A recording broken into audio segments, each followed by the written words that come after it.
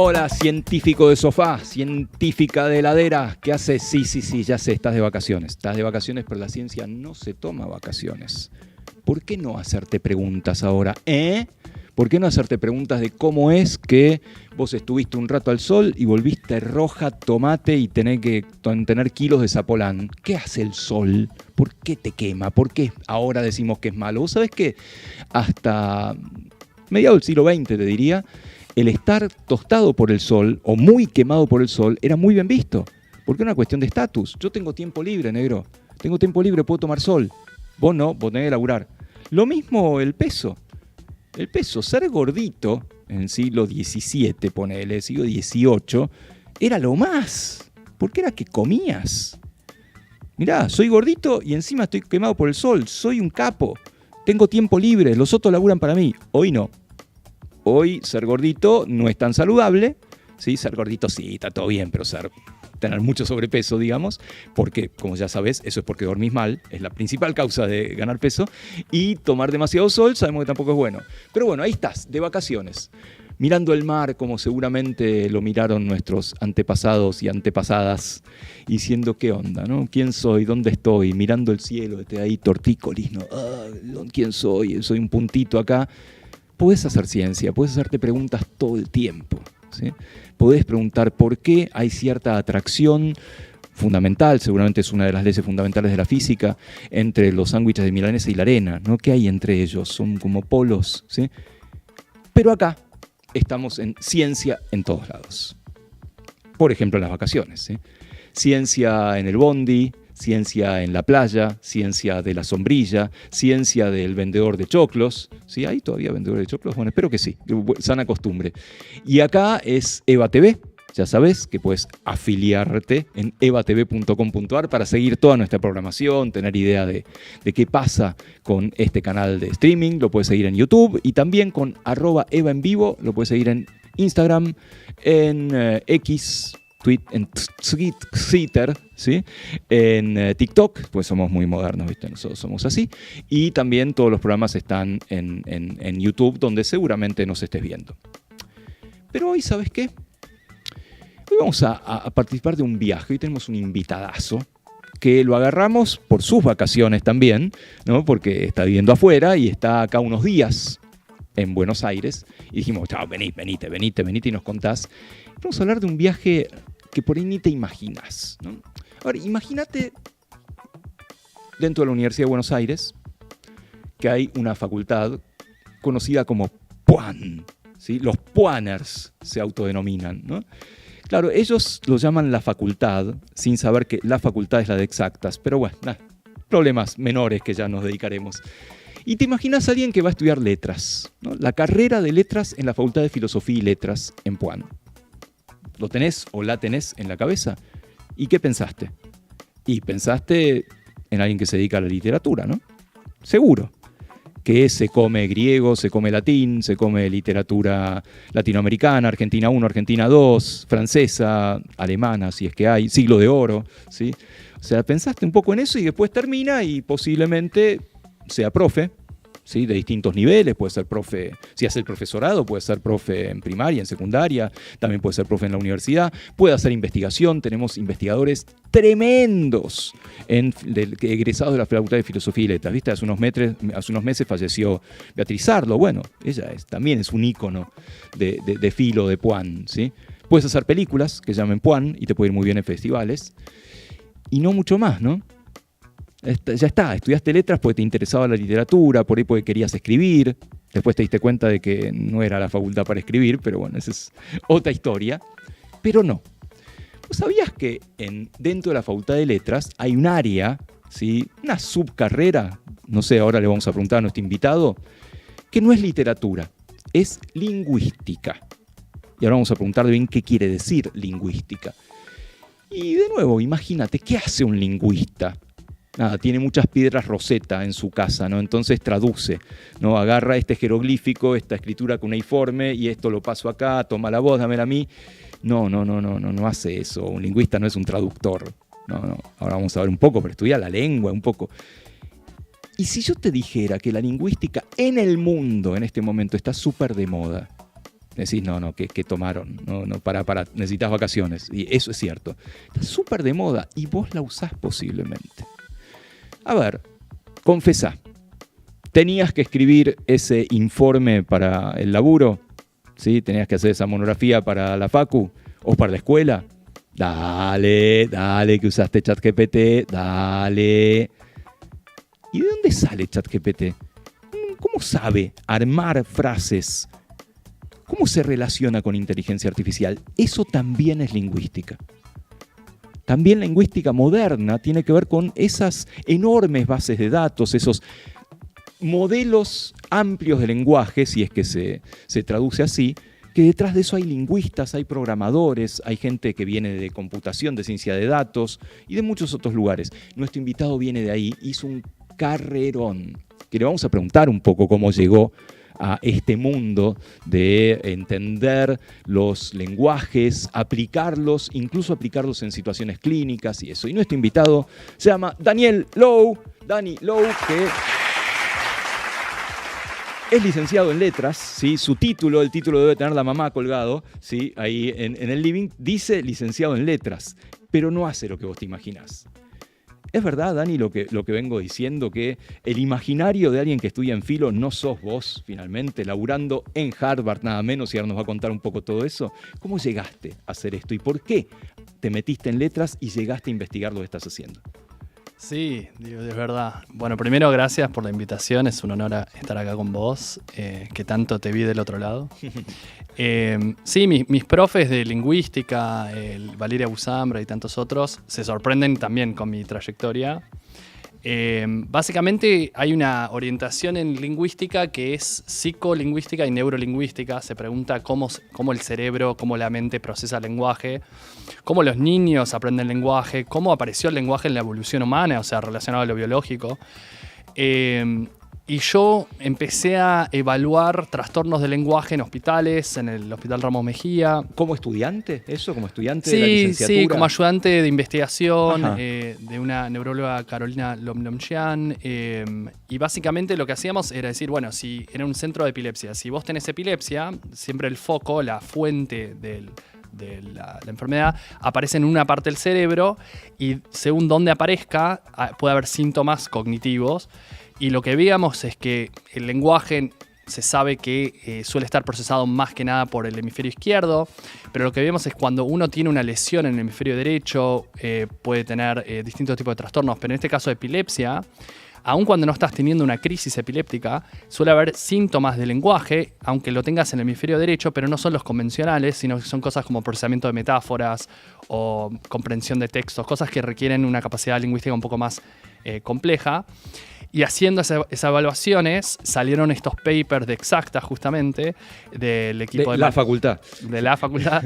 La otra, papers de Mariano Sigman y Diego Sleza con investigadores de Nueva York, psiquiatras de Nueva York, donde predecían, desde una entrevista clínica como la que yo hacía en el Hospital Ramos Mejía, desde una conversación natural como la que estamos teniendo nosotros, podían predecir quién iba, en este caso, a desarrollar esquizofrenia, de personas que llegaban a la guardia con una crisis, digamos, por ahí de paranoia, algo así. No quiere decir que vayan a tener esquizofrenia crónica, y ellos podían esperar un año o dos y predecir desde el lenguaje natural quién iba a tener un trastorno mirando propiedades del lenguaje.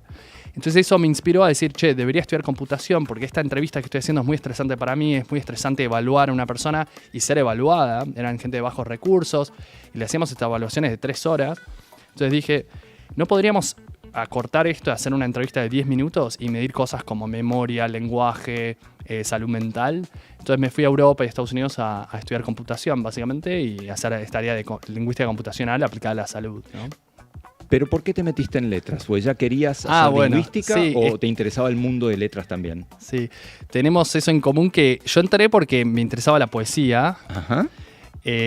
Y como bien dijiste, en letras, por lo menos en ese momento, no sé cómo será ahora, pero creo que es igual, la primera materia que tomás se llama teoría literaria, que en ese momento era con un profesor Panesi, y él dijo, los primeros 5 minutos, chicos, si vinieron acá para aprender a escribir, escritura creativa, se equivocaron y váyanse, y fue como un baldazo de agua fría. Y claro, era teoría literaria, significa filosofía, sobre todo filosofía moderna, mucha europea, sobre estética, cosas así, sobre la literatura. Y me interesó, pero en un momento empecé a decir como que muchos de los profesores tenían afirmaciones muy fuertes sobre algunos claims, ¿no? Algunas afirmaciones sobre la literatura. Y empecé de a poco a tomar las materias de lingüística, a veces más basado en experimentos. Y empecé a preguntarme cómo sabemos lo que sabemos, cómo podemos argumentar mejor y peor, descubrir la estadística, descubrir los experimentos, la ciencia. Y entonces, al haber pasado por las humanidades, me hizo como enamorarme más de la ciencia que si no hubiese pasado. Porque sé lo difícil que es hacer afirmaciones y la estadística, la ciencia me daba un lenguaje para argumentar que me gustaba mucho. Pero fue un camino de muchos años, como sentirme cómodo en eso, ¿no?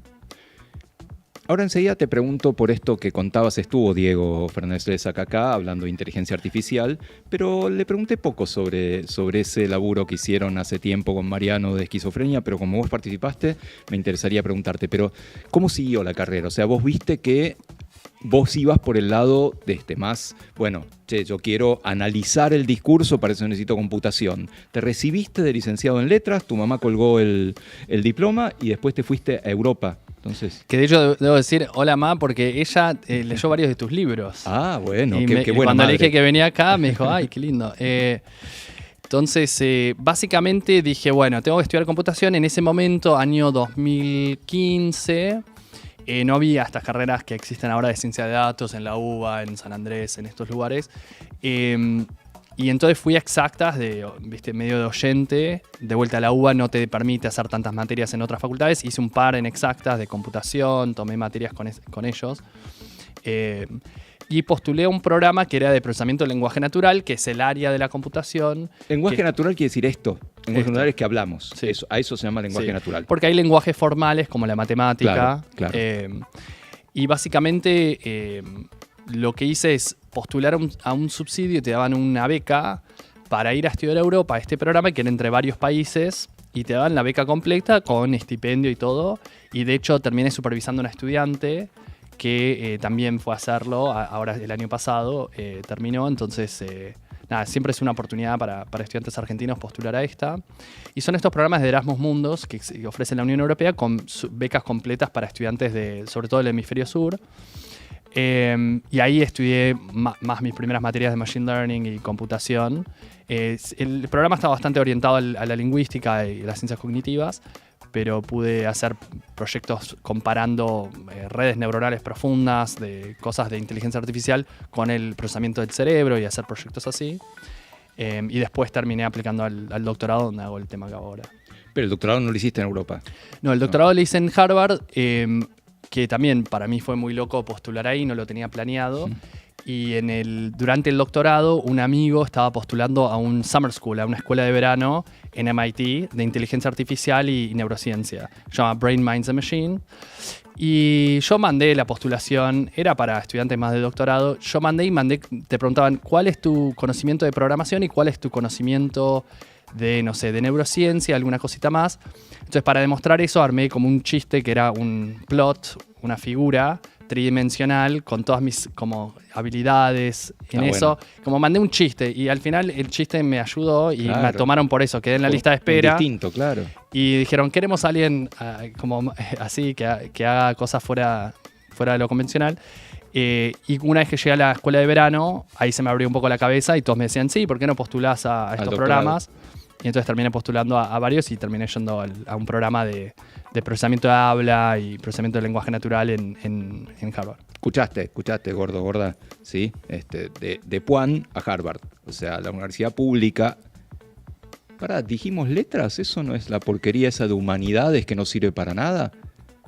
Recontra sirve. Sirve todo, porque tenemos excelentes docentes, tenemos excelentes graduados, ¿sí? En este caso, un camino desde la lingüística, ¿sí? Hacia la computación, lingüística computacional, si es que se llama de esa manera, ¿sí? Así que eso, tenerlo en la cabeza. Pero vamos a volver unos años, Dani. Estudiante de grado, hacías estas entrevistas y, si entendí bien, esas entrevistas se grababan, se analiza el discurso, que ahora me dirás qué se analiza del discurso, y con eso podían hacer un diagnóstico de si esa persona tenía riesgo de tener esquizofrenia. Eso fue la investigación que hicieron Diego Slezak y Mariano Sigman. Yo no participé de eso. Yo leí sobre esa investigación y tomé materias con ellos. Y entonces quería hacer lo mismo. Claro. Pero nosotros lo que hacíamos era un laboratorio de neuropsicología, que es el área de la psicología que evalúa funciones cognitivas como la memoria, el lenguaje y la atención, con lápiz y papel. Sí. Y hacíamos la entrevista y había encuestas y preguntas y tareas validadas para evaluar estas cosas, y por eso duraba 3 horas. Claro. Y la información quedaba en lápiz y papel, y nosotros lo usamos más que nada para investigación, no para hacerle un tratamiento a la persona.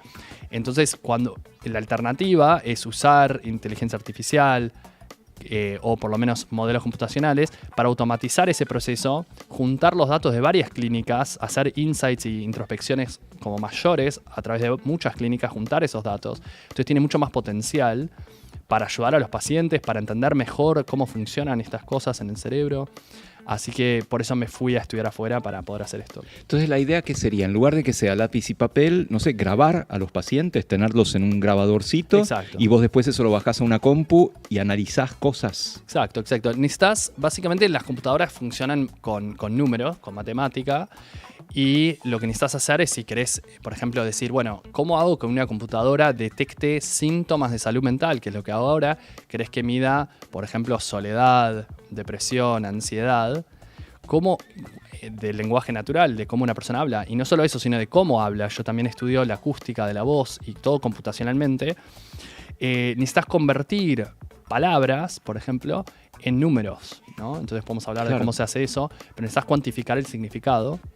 Y es loco esa historia, ¿no? Porque los métodos que usamos ahora de inteligencia artificial como ChatGPT tienen sus orígenes, por lo menos con las primeras computadoras industriales, pero las personas de computación, digamos, terminaron usando métodos que se desarrollaron en la lingüística antigua, digamos, en la etnolingüística, para digamos, aprender qué significa una palabra cuantitativamente.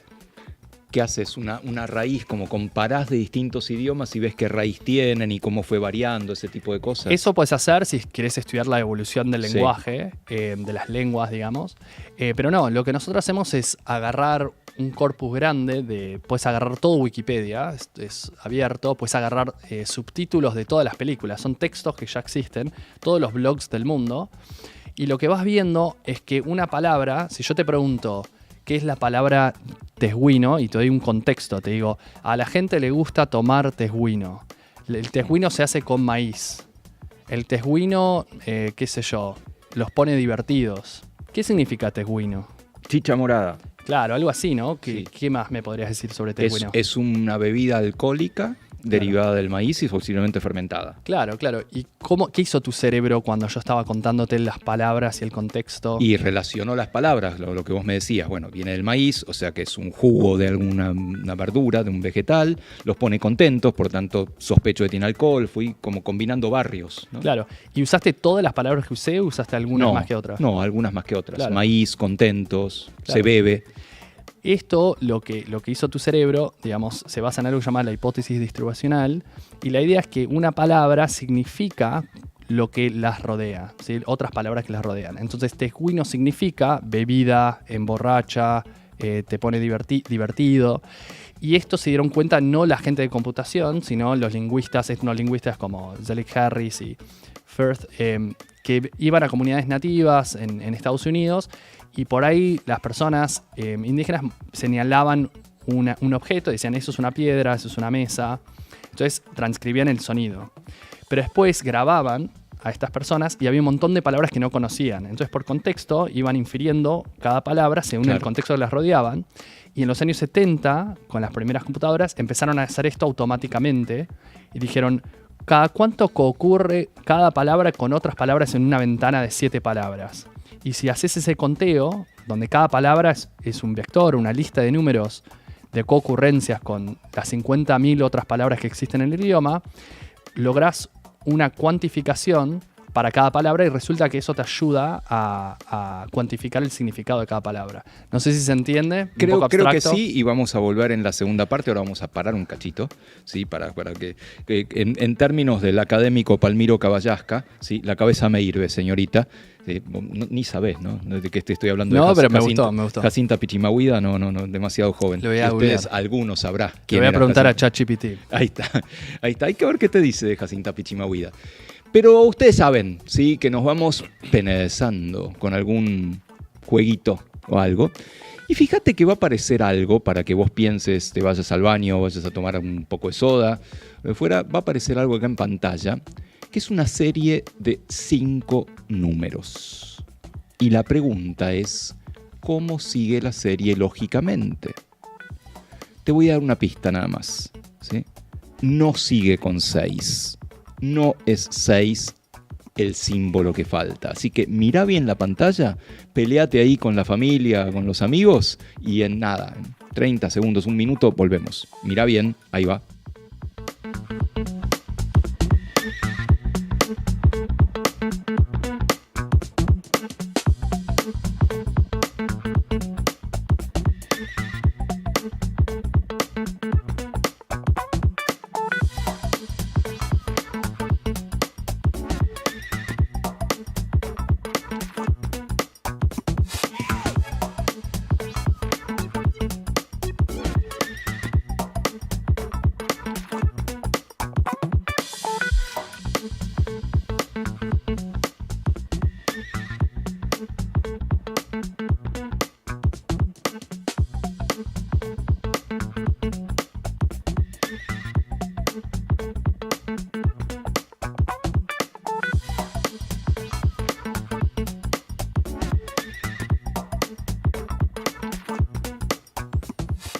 Te estás rompiendo la cabeza, y Dani también. Nuestro invitado Danny Lowe, investigador de Harvard, nada menos, ¿sí? En lingüística, neurolingüística, lingüística computacional, también se está rompiendo la cabeza. Y vos ya estás diciendo, es un 6, no puede ser 1, 2, 3, 4, 5, que falta 6. No me maten, no me peguen, soy Giordano, ¿sí? ¿Sabés qué falta? Acá lo vas a ver. La R. ¿Por qué? Porque eso era una palanca de cambios. No me mates. Primera, segunda, tercera, cuarta, quinta. Reversa. Está bueno, está para hacer. Ahí está, ahí tenés. Ahí está para ser el alma de la fiesta. No me digas, ¿sí? Con esto no sabes. Levante, pero lo que quieras. Volvemos acá con Danny Lowe, originalmente egresado de Filosofía y Letras, ¿sí? Como lingüista. Después se formó en computación en Trento, en Italia. Hizo su doctorado en Harvard, un poco ahí al lado de MIT, que están ahí los popes que están pensando en el mundo, y hoy es investigador de la Universidad de Harvard en un laboratorio que tiene un nombre muy interesante. Se llama el Laboratorio Casual. No, lo dije mal. Sí, el Laboratorio Causal. Y la pregunta, y es la pregunta de la ciencia, es cuando vos ves dos cosas, pasa esto y pasa esto, ¿cómo podés decir que esto causó esto, que A causó B? Hay nubes, llueve. ¿Vos podés decir que las nubes causan lluvia? ¿Cómo haces para saber que hay una causalidad entre dos cosas? Y Dani se ha hecho un poco experto en esto. Eso tiene un nombre técnico, se llama inferencia causal. Y es un poco lo que hacemos todos cuando diseñamos experimentos. A veces no podés. A veces vos salís al mundo y le preguntás a la gente cosas y decís, bueno, parece que funciona así, pero no podés decir esto causa esto. Es muy difícil esa pregunta. Y Dani, en su faceta de estadístico, también se dedica a estas cosas. Y te quiero preguntar un poco, ¿estás de acuerdo en que es la pregunta de la ciencia poder determinar que hay algo causal entre dos cosas, dos variables? ¿Y cómo se resuelve eso? Sí, es una pregunta fascinante. Creo que sí, es lo que todos nosotros nos metimos en la ciencia para hacernos este tipo de preguntas. Y lamentablemente a veces no tenemos los datos que nos permitan contestarlo, entonces nos conformamos con la alternativa, que son asociaciones de tipo correlacionales y este tipo de cosas, o predictivas. Lo bueno es que tradicionalmente la mejor manera de determinar causalidad es con un experimento aleatorizado. Y esto te permite encontrar, por ejemplo, dos grupos que sentís por aleatorización, los metes en el grupo de una droga A o un placebo. Sí. Digamos, un placebo es por ahí una intervención que sabes que no va a tener efecto, pero la gente no sabe qué intervención le estás dando. Y como es aleatorio, sabés que, bueno, quizás el efecto haces el experimento y es para bajar presión arterial y ves que la droga A funciona y baja la presión arterial. Pero alguien te puede venir y decir, no fue por la droga. Fue porque las personas de tal edad tienen un efecto natural de que baje la presión arterial. Hay un efecto que no es el que vos crees, hay otra causa. Pero al aleatorizar, te aseguras con una muestra grande que los dos grupos tengan la misma grupo etario, por ejemplo. Entonces esos factores explicativos alternativos se llaman confounders o confundidores. Confusores. Sí. Y al aleatorizar, te aseguras que los dos grupos estén balanceados en todas las explicaciones alternativas o los confusores. Lo lindo, y nuestro lab fue pionero en esto, es que ahora no necesitas necesariamente hacer un estudio aleatorizado, que son muy caros hacer experimentos de este tipo. Lo vimos con la pandemia, que digamos, para poder determinar si la Pfizer o la AstraZeneca funcionaban, tenías que gastar millones de dólares, reclutar un grupo de gente y hacían esto, daban una dosis con la droga, con la vacuna, y daban una dosis con el placebo y de vuelta. La gente no sabía cuál recibía, por eso puede influir. Pero son muy caros, a veces no tenés tiempo. Ponele si haces el estudio aleatorizado y decís, bueno, no vamos a incluir gente con diabetes, porque por ahí la vacuna interactúa con diabetes. Bueno, pero entonces haces el estudio y no sabes cómo interactúa con el diabetes. Pero está pasando la pandemia y tenés que tomar una decisión. Entonces nuestro grupo fue pionero en estimar efectos causales con datos observacionales, que son los datos que ya existen en el mundo, donde vos no haces un experimento. Y a través de las décadas lograron mejorar estos métodos para llegar a conclusiones de qué causa a qué, que después pueden confirmar cuando se termina haciendo, por ejemplo, el estudio aleatorizado. ¿Sí? Y ahora, entonces, con esas herramientas de estadística, supongo, de analizar números, quiero llegar al plato fuerte, que es lo que estás laburando ahora. ¿Sí? Vos estás tratando de determinar riesgo de suicidio, nada menos, a través del discurso de la gente. ¿La gente dice o la gente escribe? ¿Me contás un poco cómo funciona y si funciona? Sí, totalmente. Básicamente muchos de los datos clínicos del mundo son en forma de habla o de lenguaje. La gente postea en redes sociales, está tipeado, la gente se escribe a un amigo, es un mensaje de texto. Y en una conversación clínica, una psicoterapia o una entrevista con un psiquiatra, es hablado. Entonces hay un montón de datos de lenguaje y habla, y yo lo que hice durante el doctorado es tratar de mostrar cómo podemos predecir riesgo suicida a partir de estos patrones lingüísticos, de qué tipo de síntomas mencionan, desesperanza, soledad, tristeza, poder medir todas estas cosas automáticamente en el lenguaje y también con el tono de la voz, empezar a mostrar efectos que ocurren cuando las personas incrementan su riesgo suicida. Y es importante esto por dos motivos. Uno, porque yo trabajo con los psicólogos clínicos que se especializan en esto, algunos de los especialistas más importantes del mundo en la investigación sobre el suicidio, la prevención del suicidio, y ellos me dicen que no son buenos con su intuición, y las encuestas validadas que tienen, tradicionales, no son buenos prediciendo riesgo suicida. Entonces necesitamos tratar de ver si con tecnología y con patrones que el ojo humano no ve, podemos detectarlo con cosas como inteligencia artificial. Entonces mi doctorado, que era un programa en Harvard, pero lo hice en un lab de MIT, en un laboratorio de MIT que se especializaba en Machine Learning, que es esta rama como en la academia le decimos la inteligencia artificial, que es una rama de la estadística al final. ¿Cómo hacer esto? Y entonces podemos empezar a ver que logramos mejorar la predicción, no solo porque los humanos no suelen ser tan buenos prediciendo esto, sino porque es un tema súper complejo, sino porque a veces no hay humanos. Vos vas a redes sociales, vas a foros como Reddit o TikTok o lo que fuera, y la gente está comentando, por ahí comenta algo que necesita ayuda y no hay un clínico profesional del otro lado. Entonces necesitas herramientas automatizadas para darles respuestas y asesoramiento y recursos, ¿no?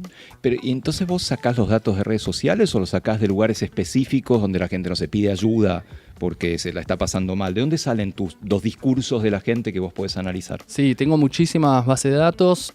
Algunas son de redes sociales, donde tenés miles y miles de posteos de riesgo suicida, pero tenés de otros tipos de síntomas y tenés gente sana, entonces puedes tratar de distinguir estos casos automáticamente. Otro, hice una colaboración con una ONG que se llama Crisis Text Line, que es un lugar donde vos puedes escribirle a la gente, a personas voluntarias entrenadas para contestar casos de crisis. Por escrito. Por escrito. Porque acá lo que existe es no sé si existe todavía, una línea telefónica de asistencia al suicida. Exacto. Es parecido a eso, pero es el más grande porque a veces hay gente que prefiere escribir y no hablar. Y eso también existe en Estados Unidos.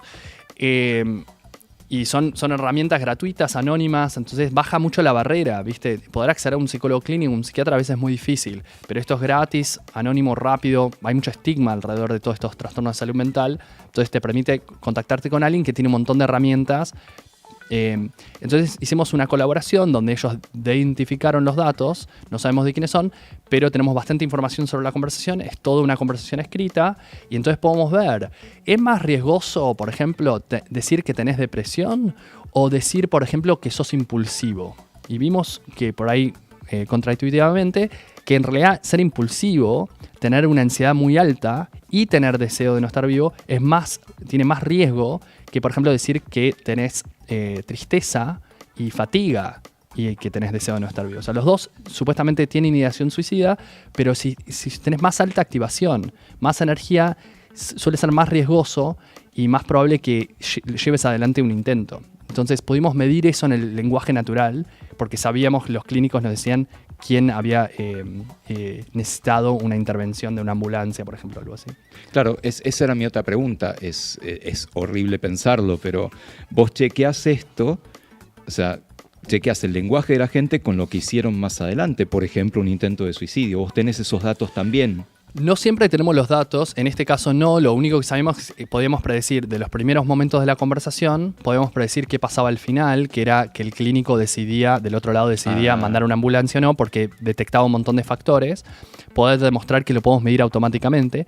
En otra base de datos, mis colaboradores clínicos dirigen el centro, de prevención de suicidio del Massachusetts General Hospital, el hospital más grande de Massachusetts, muy importante en investigación también. Y mis colaboradores, amigos, digamos, son psicólogos clínicos que dirigen este centro. Ahí son personas que directamente llegan a la guardia, se internan por riesgo suicida y ahí tenemos, voluntariamente deciden ayudarnos y participar del estudio. Y lo que hacemos es asesorar su riesgo suicida y otros síntomas todos los días. Tenemos grabaciones de voz, tenemos lo que escriben, tenemos datos de salud mental de ellos, diagnósticos, mientras están internados y después de que salen. Y todo esto se hace ecológicamente, o sea, naturalmente desde sus celulares. Entonces, cuando salen del hospital también sabemos cómo están.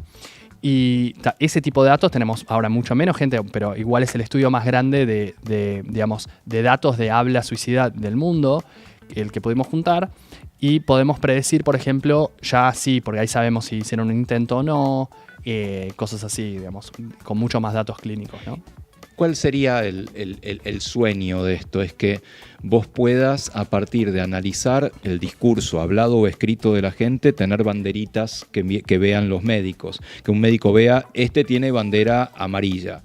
Todo bien, vayamos con cuidado. Este tiene bandera roja, epa, tengamos más cuidado, intervengamos ahí. Sí, ese es uno de mis sueños, pero fíjate que eso aplica a un subgrupo de gente en riesgo, que son la gente que accede al hospital. Claro. Pero yo viniendo de acá y con mis experiencias acá, siempre el sueño fue darle herramientas gratuitas a gente que por ahí decide no ir al hospital o no sabe que puede ir al hospital. Y esa es mucha gente. En Estados Unidos es más o menos la mitad de la gente que está en riesgo no termina yendo a ver a un clínico en un año. Entonces, mi sueño, que es lo que estoy haciendo ahora más en el postdoc, en el puesto siguiente, el doctorado, que me recibí hace unos meses, es cuando la gente postea en redes sociales, de vuelta, mucha de esta gente no está viendo un clínico, ¿qué respuesta le puedes dar? ¿Validás sus emociones? ¿Le das el recurso? ¿Le das la línea de llamada de crisis? ¿Le contestás de una manera usando técnicas de terapia cognitivo-conductual o de otro tipo de escuela de psicoterapia? ¿Cómo sabes que una respuesta en lenguaje natural es mejor que otra? Y ahí entonces estoy integrando lo que hice antes con medir síntomas que postea la persona con inteligencia artificial, con machine learning, y contestarle y saber qué contestarle usando métodos de inferencia causal, digamos. de nuevo, a ver si entiendo. Vos quisieras recoger datos de redes sociales o de WhatsApp o de lo que fuera y que la gente, si está de acuerdo, por supuesto, si acepta esto, tenga una app o algo que le diga, che, loco, guarda, ¿por qué no vas a ver al psicólogo? ¿O por qué no salís a dar una vuelta? ¿Por qué no salís a pasear? Pues estás hablando raro. ¿Algo así? Totalmente. Es lo que estamos haciendo. Tenemos miles y miles de estos casos donde una persona postea y le contesta un par, una persona no entrenada, o a veces le contesta una persona más entrenada. Entonces tenés esa varianza para determinar qué terminó mejorando más el resultado para esa persona. Y es esto, la manera en que se sabe cómo funcionan las cosas en psicoterapia, hay como dos vías. Uno, porque lo dijo alguien, como Freud decidió decir que una manera es buena y entonces muchas personas creen que eso es cierto y hacen eso.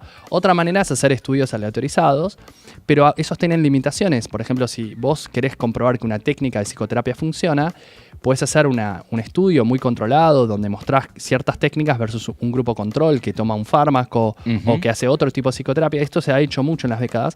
Son intervenciones de 8 semanas quizás, pero eso te da principios, pero no te permite comparar muchas intervenciones posibles.